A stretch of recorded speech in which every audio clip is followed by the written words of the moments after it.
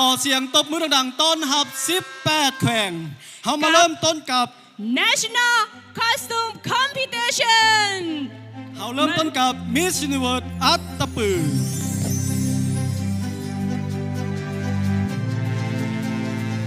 Miss Universe อัตตปือแบ็กกี้พรธิดาชนะพันมาในสุดธิดานาวาอัตตปือยาเอ้ยสุดนี้ได้แห้งบันดาลใจมาจากบุญสวงเฮือเป็นชุดที่ออกแบบให้มีความอลังการเหมาะเข้ากับบุญประเพณีเคียงคู่กับการรักษาสักการะบูชาพระเจ้าใหญ่องค์แสนวัดสะเคาะที่ผู้คนได้ให้ความสักการะบูชาดังนั้นจึงได้นำเอาเสื้อผ้าของแขวงอัตตปือผสมผสานกับเครื่องประดับสีทองให้แทนเหมาะกับคำว่าอัตตปือบึ้งขายคำแลกไก่สุดนี้ออกแบบโดย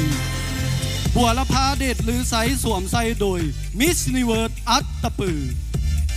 มาต่อกันกับ Miss Universe ปอแก้วมิมีนิรวันทุมมาวันสื่อสุดสาวลือลือสาสุดได้รับแห้งประดันใจมาจากการแต่งกายของสาวส้นเผาลือที่อาศัยอยู่ในเขตบ่อแก้วที่มีเอกลักษณ์งดงามเฉพาะตัวจนถึกก้าวขานดังคำเบาทิวา10บ้านซา5บ้านลือจึงมาเป็นสื่อสุดสาวไทยลือร่วมกับการออกแบบที่ทันสมัยสวยงามตะการตาตามฉบับสาวลือโดยแท้ออกแบบและตัดเย็บโดยล่าเวียงแก้วเพชรมณีและนี่คือบ่อแก้วมาต่อมิสไซยะบุรีขอโทษบอลี่คำใสมาในสุดกุหลาบปากสันได้แห้งบันดาลใจมาจากบทเพลงที่ขับขานก้าวถึงความหักความงดงามความหวังของผู้คนชาวเมืองปากสันแขวงบริคำไซทุกกีบกุหลาบที่ผิวไหวสื่อถึงความอ่อนน้อมของกุหลาบของกินกุหลาบปากสันพร้อมยังเป็นดอกกุหลาบแห่งความหักสื่อถึงความเป็นเอกลักษณ์ที่มีเสน่ห์พื้นผ้าลงปักด้วยลวดลายที่ป่านีตสง่างดงามเหนือการเวลาสุดนี้ออกแบบและตัดเย็บโดยคัมภีร์อลังการ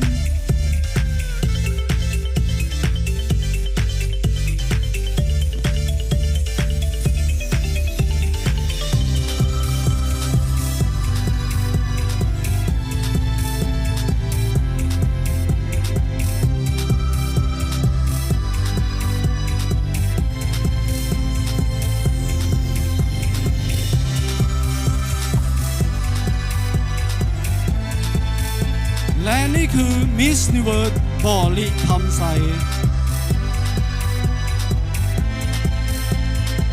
ต่อกันกับ Miss Universe จำปาสักแซนดี้มินดาราแสงอาทิตย์มาในด้วยสุดสายลับนักฮบแดนผู้เพียงบริเวณสุดนี้ได้รับแห้งบันดาลใจมาจากชนเผ่าละเวนที่อยู่อาศัยในเขตภูเพียงซึ่งจะมีอาชีพเฮ็ดสวนและปลูกกาแฟเป็นต้นตัวสุดได้ผสมผสานให้มีสีสันโดดเด่นและเป็นเอกลักษณ์เพื่อให้สอดคล้องกับฮิตของประเพณีอันดีงามพร้อมด้วยอาวุธคู่กายแสดงถึงความมีน้ำใจหักชาติบ่งบอกถึงสติปัญญาแต่แนวคิดจิตใจบ่เคยอ่อนแอออกแบบโดยบัวละพาเดชลือสาและนี่คือ Miss Universe จำปาสักมาต่อกันกับ Miss Universe หัวพันตาต้ารจนาคุณนวงศ์มาในสุดที่มีชื่อว่าลาสนี4หัวพันเป็นเมืองหนึ่งที่งดงามทางด้านธรรมชาติเป็นเมืองแห่งประวัติศาสตร์ดินแดนวิลาชนหนึ่งสิ่งที่ยกมานั่นก็คือหน่วยแก้วหลักเมืองที่เป็นสัญลักษณ์ของแขวงหัวพันพวกเขาได้เฮ็ดสุดนี้ดังสายน้ำที่ไหลผ่านถึงโตผู้สวมใส่จิตวิญญาณของนักพบนักสู้โตสุดได้ตกแต่งด้วยคริสตัลและอัญมณีเรืองแสงให้สุดมีความโดดเด่นตะการตาสื่อถึงความองอาจกล้าหาญของสาวแขวงหัวพันสุดนี้ออกแบบและตัดเย็บโดยห้องเสื้อ NB Phoenix และนี่คือ มิส s ิเวิร์สหัวพัน ต่อด้วย Miss Universe คำมวนอินกองลัดดาแสงปัญญาสุดประจำชาตินี้ได้รับแรงบันดาลใจมาจากวัฒนธรรมของแขงเป็นสุดสาวผู้ไทยหาบกระบุ้งขายขนมปานเหตุผลที่อยากได้สุดนี้ย้อนอยากรักษาวัฒนธรรมอันดีงามนี้ไว้เพื่อส่งเสริมและรักษาวัฒนธรรมของแขงให้แขกต่างชาติสาวต่างเมืองได้เบิ่ง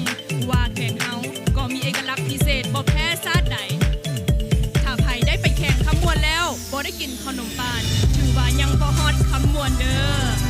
ออกแบบโดยเพชรสมรพระรามาศตัดยิบโดยห้องเสื้อผู้ไทย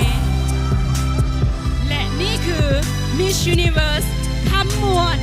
ต่อกันกับมิส s ิเวิร์สหลวงน้ำทานุนีสุดาวรอินทวงศ์มาในสุด เจ้านางทางเหนือของแขวงเมืองสิงห์หลวงน้ำทาของเมืองสิงห์แขวงหลวงน้ำทาสุดแมนอิงจากผู้ประวัติศาสตร์ของเจ้านางเกียงคำเจ้านางไต่ลื้อจากหอพิพิธภัณฑ์ในคุ้มเก่าที่เคยเป็นบ่อนอาศัยของเจ้าชีวิตในอดีตซึ่งแสดงถึงความหังมีและความอุดมสมบูรณ์ของเมืองภาคเหนือและที่สำคัญที่สุดไผ่มาแขวงหลวงน้ำทาที่ขาดก็ได้และต้องลองชิมนั่นก็คือข้าวซอยแซ่บเมืองสิงห์นั่นเองสุดนี้ออกแบบโดยห้องเสื้อหัตถกรรมนาคคำและนี่คือมิส s ิเวิร์สหลวงน้ำทา ต่อกันด้วย Miss Universe หลวงพระบางน้องมณิจันทร์แสงดวงจันทร์มาด้วยสุดแสงเทียนแสงธรรมได้แรงบันดาลใจมาจากประเพณีบุญออกพรรษาในทุกๆปีจะมีประเพณีที่สำคัญและสืบทอดกันมาแต่ยาวนานซึ่งสุดนี้ได้หยิบยกเอาเอกลักษณ์การไหลเหงื่อไฟของคนลาวสาวพุทธมาออกแบบให้เป็นสุดประจำแขวงหลวงพระบางซึ่งได้นำเอาโคมไฟลายบูฮานอันเป็นเอกลักษณ์ของแขวงหลวงพระบางที่มีสีงาขาวตัดกับสีแดงซ้ำให้เกิดลวดลายอันวิจิตรงดงามออกแบบโดยขันไซแถมภูคำตัดยิบโดยมีออร่าและทีมงานมายุลาและนี่คือ Miss Universe หลวงพระบาง ต่อกันกับมิส s ิเวิร์สอุดมไซ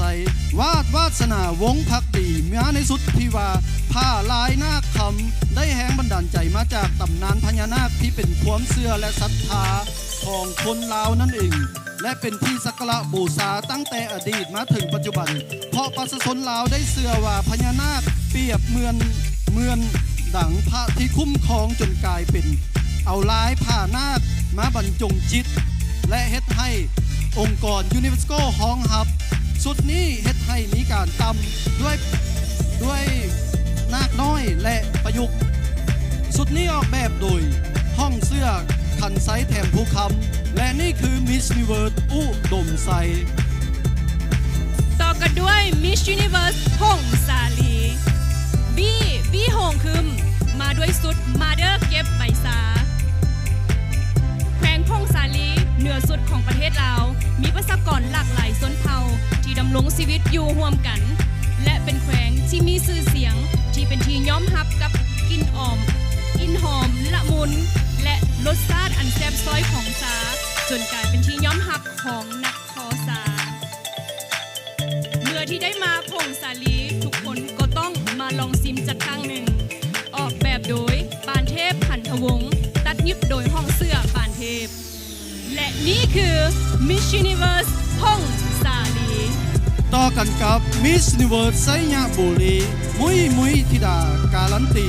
มาในสุดที่ว่ามวลซืนบุญประเพณีบุญสร้างของแขวงไซยะบุรีได้แหงบันดาลใจมาจากบุญสร้างที่มีชื่อเสียงของแขวงไซยะบุรีซึ่งในแต่ละปีควรสร้างจะมาเต้าโหมกันนำเอาสร้างมาแสดงความสามารถความฉลาดของสร้างที่เป็นมหาศจรรย์ให้นักท่องเที่ยวได้ชมพร้อมการแสดงต่างๆจึงเฮ็ดให้บุญประเพณีเป็นที่มีชื่อเสียงทั้งภายในและต่างประเทศโกสุดได้นำเอาผ้าฝ้ายของแขวงไซยะบุรีมาออกแบบให้งดงามและทันสมัยพร้อมลงลวดลายอันบรรจงจิตสื่อถึงวัฒนธรรมของแขวงไซยะบุรีสุดนี้ออกแบบและตัดยิบโดยคันไซแถมภูคำและห้องเสื้อมีออร่าดีไซน์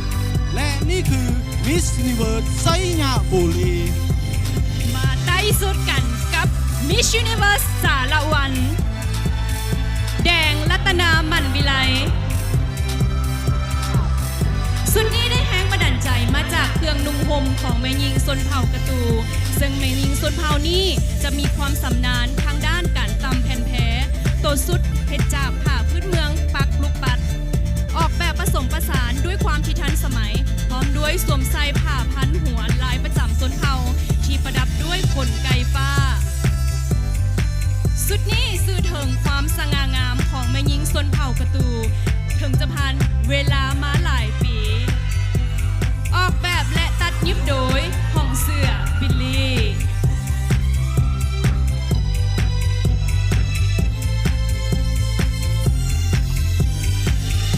และนี่คือ Miss Universe สารวัน มิส s ิเวิร์สสวรรณเขตนี่นุยดาลิวันจันทร์สมภูสวมใส่สุด แดนคำตำนานไดโนเสาร์ห้อยล้านปีแห้งบันดาลใจได้มาจากมนต์เสน่ห์ของแขวงสวรรณเขต โตสุดได้นำเอาการแต่งกายแบบสาววังดั้งเดิมมาออกแบบให้มีความทันสมัยผสมผสานให้เป็นลาวด้วยผ้าเบียงไงแก้วและสินเจ้านางสีทองนำมาตกแต่งด้วยแก้วคริสตัลให้โตสุดโดดเด่นและสวยงาม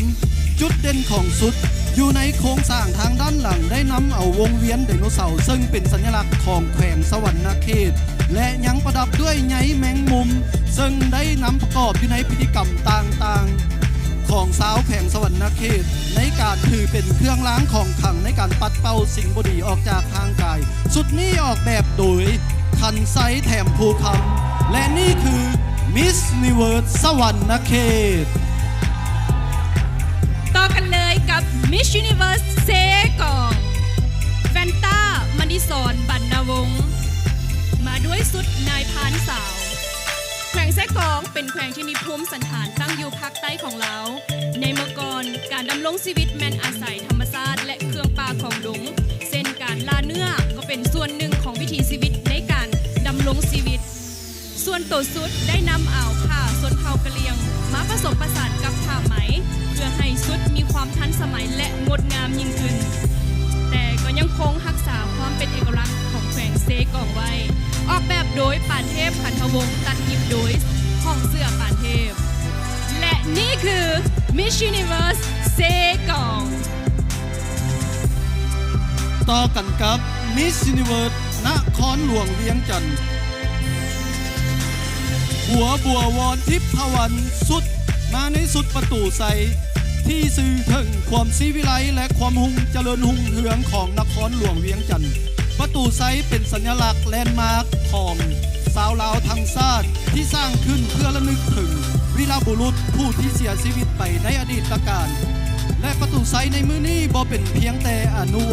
นุสาวรีย์ทางประวัติศาสตร์เท่านั้นแต่เป็นสัญลักษณ์แห่งสันติภาพความสามัคคีจิตวิญญาณที่งดงามพร้อมยังเป็นสถานที่แหล่งท่องเที่ยวให้นักท่องเที่ยวชาวต่างชาติเข้ามาเที่ยวชม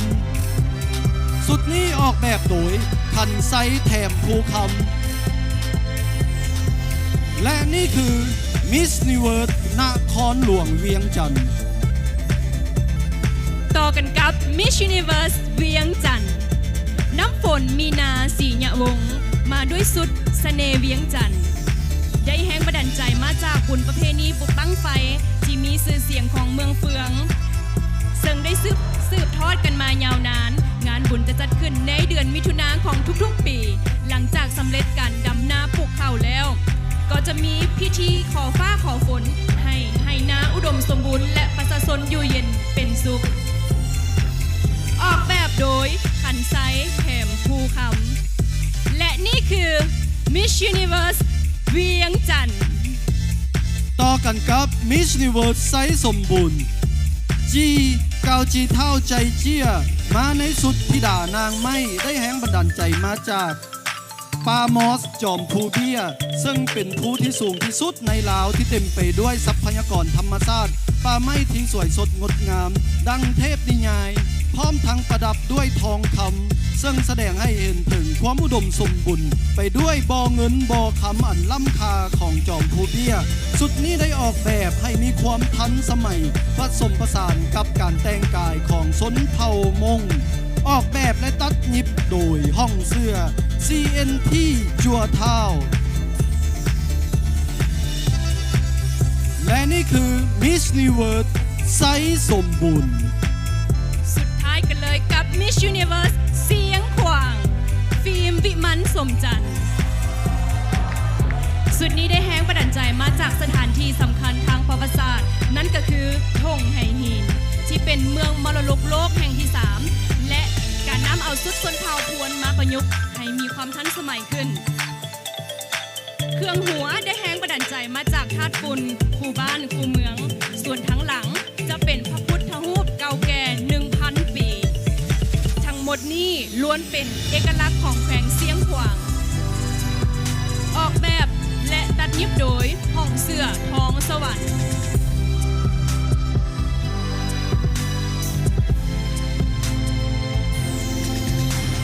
และนี่คือ Miss Universe เสียงขวาง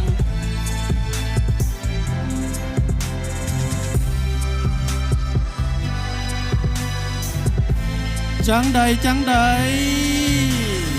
ขอเสียงตบมือดังๆต้อนรับ Miss Universe สาวงามของเฮาทั้ง 18 คน 18 แขวงที่ได้มานำเสนออัตลักษณ์ความเป็นชาติลาวตั้งแต่เหนือถึงใต้โอ้โห